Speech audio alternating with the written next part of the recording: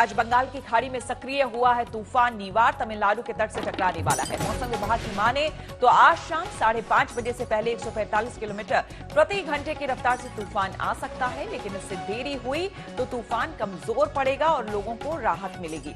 फिलहाल तमिलनाडु, आंध्र प्रदेश और पुडुचेरी में तूफान से पहले बारिश हो रही है। तो बताया जा रहा है कि अगर देर हुई, क्योंकि शाम के 5:30 बजे का वक्त दिया गया है जब ये तट से टकराएगा, लेकिन अगर ये देर हुई तो हो सकता है तूफान निवार थोड़ा कमजोर पड़ जाए। लेकिन एहतियात लोगों को अलर्ट कर दिया गया है और इसके मद्देनजर लोगों को कहा गया है कि वो अपने अपने घरों में ही रहे और जो तटवर्ती इलाके में लोग रहते हैं उन्हें सुरक्षित स्थानों पर पहुंचाने की पूरी तैयारी कर ली गई है। आंध्र और पुडुचेरी को भी इससे राहत नहीं है। इस तूफान के मद्देनजर आज तमिलनाडु में छुट्टी कर दी गई है। लोगों को कहा गया है कि वो एहतियातन अपने घरों में रहें। तो लगातार कई तरह की आपदा झेल रहा है देश।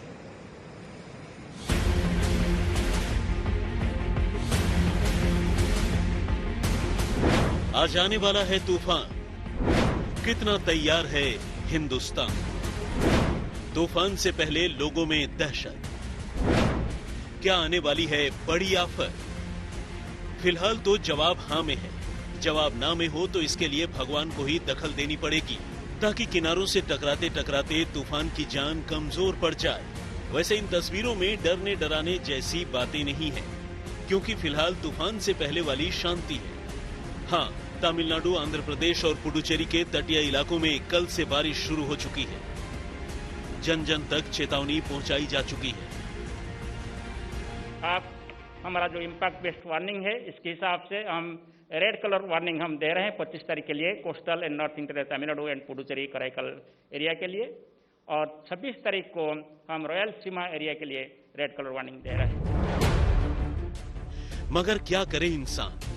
घर अगर तटीय इलाकों में है तो जान हथेली पर ही रहनी है।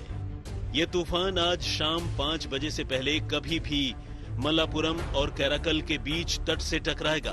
क्या क्या चूर कर जाएगा, इसका बस अंदेशा ही जताया जा सकता है। हम ऐसा इसलिए कह रहे हैं क्योंकि तूफानी हवाओं की रफ्तार सब कुछ उड़ा लेने को आतुर दिख रही है। आने से पहले सैटेलाइट्स को जो संदेश मिल रहे हैं उसके मुताबिक हवाओं की गति 100 किलोमीटर से ऊपर तो रहेगी ही रहेगी।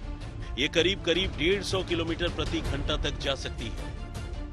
और धीरे धीरे इसका विंड स्पीड अकॉर्डिंगली बढ़कर सबसे ज्यादा maximum wind speed 120 to 130 kilometre per hour और gusting to 145 kilometre per hour होने का उम्मीद किया जा रहा है। और ये जब तट को पार करेगा तभी यही विंड स्पीड रहेगा 120 to 130 किलोमीटर पर आवर। तूफान से पहले शुरू हुई बारिश, आज दिन भर भारी बारिश की आशंका। तूफान के आने से पहले तूफान के साथी दस्तक दे चुके हैं। बादल और बारिश का ये मंजर देखिए। ये तस्वीरें हैं तमिलनाडु की राजधानी चेन्नई की। ये तस्वीरें भी तमिलनाडु से ही हैं। कहीं झमाझम बारिश जारी है तो कहीं बारिश बस आने ही वाली है। मछुआरे अपनी अपनी नावों को बाहर निकाल चुके हैं। मछुआरों के साजो सामान को सुरक्षित ठिकानों तक ले जाने के लिए जेसीबी की भी मदद ली जा रही है। तूफान से बचने की तैयारी जितनी अच्छी होगी, नुकसान उतना ही कम होगा। हाँ, बचना बारिश से भी है जो छप्पड़ फाड़ कर होने वाली है। जो हेवी रेनफॉल की बातें करें तो आज से हेवी रेनफॉल शुरू हो चुका है। कोस्टल तमिलनाडु में आइसोलेटेड प्लेसेस में हेवी रेनफॉल शुरू हो चुका है। चेन्नई में भी आज 7 to 9 सेंटीमीटर रेनफॉल रिकॉर्ड किया गया है। जैसे कि हम पूर्वानुमान किए थे 24 तारीख से कोस्टल तमिलनाडु में हेवी रेनफॉल शुरू होगा, वैसे हो रहा है।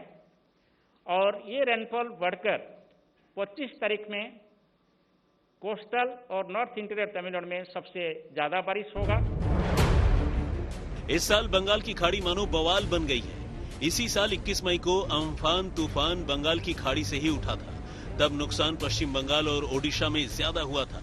इस बार तूफान के निशाने पर है तमिलनाडु, आंध्र प्रदेश, पुडुचेरी और तेलंगाना। इसके साथ साथ तमिलनाडु के आसपास जो आंध्र प्रदेश है, इसमें 2 डिस्ट्रिक्ट स्पेशली नेल्लोर और चित्तूर, वहां भी हम एक्सट्रीमली हेवी रेनफॉल 25 तारीख को उम्मीद कर रहे हैं। 26 को रायलसीमा और south eastern part of Telangana, वहाँ भी हम आइसोलेटेड प्लेसेस में एक्सट्रीमली हेवी रेनफॉल एक्सपेक्ट कर रहे हैं। मगर ये सभी एरिया को देखें तो सबसे ज़्यादा वल्नरेबल जोन है जिसमें ज़्यादा बारिश होने का हम उम्मीद कर रहे हैं, वो है नॉर्थ तमिलनाडु डिस्ट्रिक्ट। आईएमडी यानी इंडिया मेट्रोलॉजिकल डिपार्टमेंट को जो कुछ करना था वो कर चुका है।